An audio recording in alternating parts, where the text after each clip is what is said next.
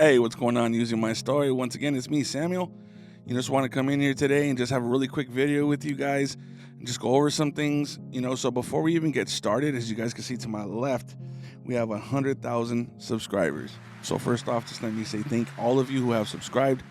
We're hoping that these videos are helping you guys and that you guys are learning from them, and that you guys are reaching out for help, because that's genuinely what we're here to do. So if this is your first time, hit the like button, hit the subscribe button. Just continue to watch these videos and learn from them and grow from them. Also, feel free to give us some input, get into our DMs and hit us up. And be like, subject matter that you guys want to talk about, which I think is great because we love the community. Because without the community, we wouldn't be here. We wouldn't be doing this daily, weekly, monthly, like we like to do. So also, just it's very humbling for us to know that 100,000 of you and more now are subscribed, and you guys are listening to what we have to say, and you guys are relating to these things, but we'd love to have guests on here, and if you guys want to share your own story, we want to hear from you, because somebody out there does need to hear your story, so you guys are not alone. And so that's what we want to do. So what we're going to do is we're going to talk a little bit about my story. So we're going to talk about what it took for me to get sober, how it started, where it went, how it ended, and where I'm at now. So where it started was with a friend of mine who introduced me to speed, and I stayed up for about 2 days. And then after that, I was just like, I could do this all the time. So I started doing it daily. And I was really young. I was about 17 years old, and wasn't in school. I was working at that time, and all my money was just going straight to speed. And then after that, I just fell in love with it, which was dangerous. And then, I had a family member who was manufacturing at that time, which didn't make it any better. And I just hung around them all the time because I knew at the end of the day that I would get something. And it's just addict behavior, man. And, I just stuck to that family member for a while. And then I just started doing my own thing and continued down this black hole that is addiction. And in that time, I became homeless. I ain't having no money, of course. I was couch surfing here and there when I could.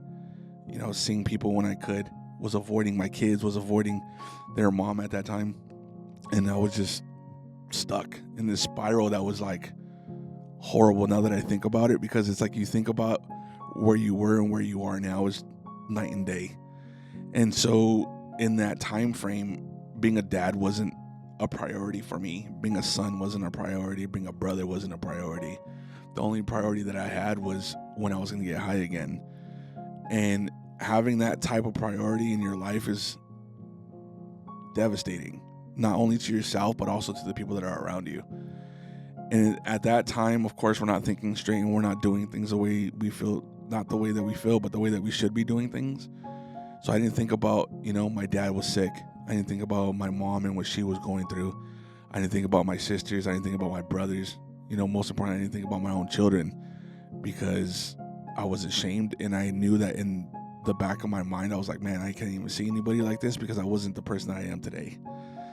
And so knowing that, it just kept me in that spiral, because I felt like I wasn't good enough to be around anybody, and I felt like I wasn't worth it. So in that point in time, I avoided everybody. I isolated, and the only people I hung around with was fellow addicts. Birds of a feather flock together, man. And it was crazy because we took pride in being drug addicts. When we used to go steal cars and do smash and grabs and do all these things that we used to do, thinking that we were like the coolest people in the world, when in reality, all we were doing was destroying ourselves. And I caught prison terms because of this. I caught jail time because of this. I lost relationships with people because of this. But where I'm at today is super grateful, because not a lot of people get second chances. I don't know about you guys, but I've lost people in my life due to drugs and drug use and overdoses and suicide. I've lost multiple people, especially working in treatment for 10 years now, knowing that we can make an impact by just sharing our story and not being ashamed of what we went through, because we're able to share openly and be open with people with no condemnation and no judgment. Just knowing and letting you guys know that we've been there and that we've been through it. And if that just helps one person out of this 100,000 that have subscribed, then we felt like we've made a difference, because then we saved somebody's life. You know, so we don't do this for clout. We don't do this for any other reason other than to say you're not alone, you know, because in my addiction, I was alone. Even though I was in a room full of people, I was alone. And I just chased the bag, and I was stuck on meth. And then, you know, I was doing that for about 7 years. And after my last prison term, I was given an opportunity to go into a men's home, and I took that opportunity. So I was sober when I was locked up. Of course, people are probably thinking like, oh yeah, of course you were sober. But I'm here to tell you there's more dope in prison than there is on your block. So it took personal choices and strength to be like, nah, I'm not using. So when I got home, I was given an ultimatum, you know, after losing my dad, and just, you know, not being able to say goodbye to him, and knowing that he was a big part of my life. He wasn't the greatest dad, but I don't judge him. He did the best that he could, you know, which is something I had to learn later, that he wasn't even given the skills to be a dad. So he did the best that he could, and I can't knock him for that. But just knowing that when I was given that chance and that opportunity to be a dad, I jumped at it, and I held on to it like a pit bull on a pork chop. And I raised my kids to the best of my own ability, you know, and I'm grateful to my brothers who helped me and were examples for me of, no matter what mistakes I had made, that I could still be a dad, you know. And I'm gonna be completely transparent, you know, even though relationships with my older children isn't the best, I still love them, and I'm still there for them if they need me. And, you know, I'm not ashamed of who I was, because who I was made me who I am today. So because I am the way that I am today, I'm able to help not only my own children when they need it, but other people's children too, you know, or also people in my own age bracket that are still struggling, you know, because it's living by example, right? We can't come on here and say, oh, we're doing this or we're doing that, and then you catch us at the swap meet with a beer in our hand and we're over here doing what we got to do. We feel like we got to do, I should say, because there's a lot of people who come and they talk about sobriety, and they talk about faith, and they talk about, you know, this, that, and the other. But if you really look at their life, that's where you're going to tell who's true and who's not, you know. And those of you who have been here for a while, you guys have seen us go live and try to go help people and try to go do things, which is super exciting. But again, we don't do it for the clout, and we don't do it because we want a pat on the back. We do it because somebody's struggling and somebody's hurting, because at one time we were struggling and we were hurting, and unfortunately nobody came to look for us, but yet we were found, and yet here we are, right? So for those of you who are still struggling, I just want to give you hope, and I want to give you faith, and I just want to make sure that you understand that you're not alone. You know, we can sit here and we can do podcasts all day long, and we can invite people on here. We can invite musicians on here. We can invite people with other podcasts that are super successful. But if you don't really grasp on to what we're trying to say and what we're trying to do, then nothing's going to change, right? So which is why I always invite you guys to put your information into our DMs, because if you want to share your story and give somebody hope, or if you just need somebody to talk to, I mean, we're here. You know, I've been on a lot of phone calls with people that just want to talk, you know, because they don't feel like they have a voice and people don't want to listen to them. But when we've gone through what you're going through currently, or what you have gone through, then really what else is there to talk about? Just give us a call, right? You know, I prefer to work with people who are more street smart and people who have lived it, rather than people who are book smart.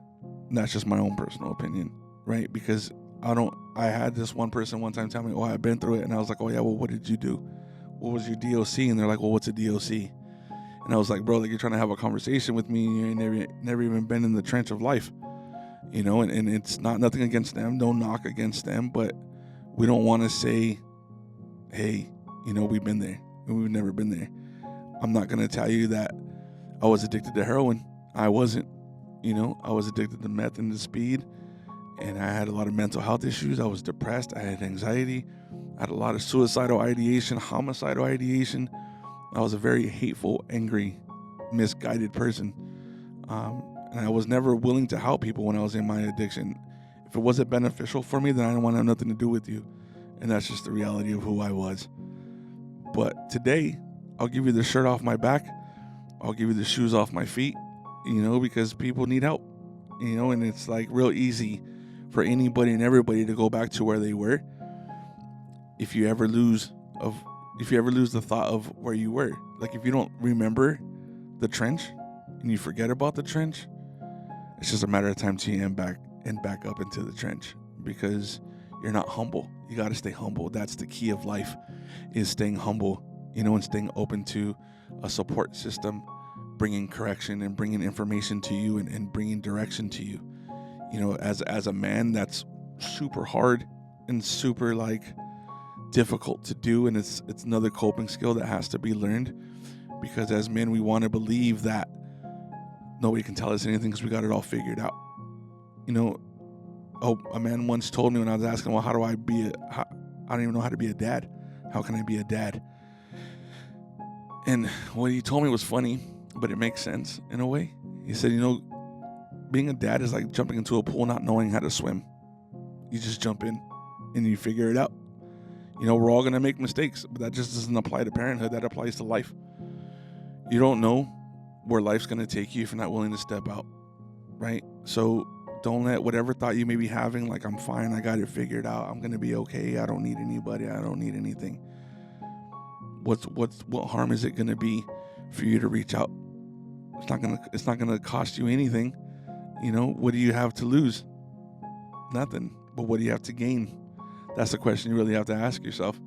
Because if you're in addiction and you're struggling and you're going through all these things every day and you're chasing a bag and you're chasing every day, are you really gaining anything? To me, that's more of a loss, right? Because you could be doing so much more with your life. There's so much more in this world and in this life that it has to offer. All you got to do is reach out and just grab it and just hold on to it like a pit bull on a pork chop, like I said. Because doubt and fear and all these things are going to come into your mind, where you're going to be like, nah, it ain't for me. Nah, nobody can help me. Nah, maybe they're just not going to like me, or whatever that may be. But we're not here to be liked. We're here to make a difference. So if you want a difference in your life, let us know. Hit us in the DM. Send us a direct message. Follow the links in the bios. Like I said, we have a new subacute detox for drug and alcohol. That is, it's private insurance. So, reach out to us. It's a really nice house. We have a lot of expansions going on, and we're just here because we just want to continue to reach out and learn new things, to reach out to more people and to help more people, because to treat everybody the same is not going to make anybody successful. This is why we have so many different aspects to our team. Some people have gone through suicide attempts. Some people have not. Some people used meth. Some people used heroin. Some people drank. Some people used benzos. Everybody's done something different, but we can all add something different to your recovery, which is why I love my team, which is why it's an honor for me to show up every day and to meet with this team, because it's humbling, right? To know that I was never alone, but the thoughts that I had in my mind kept me alone. So again, reach out if you need help. My name is Samuel for using my story, and we'll catch you guys on the next one. All right, have a good day. Peace.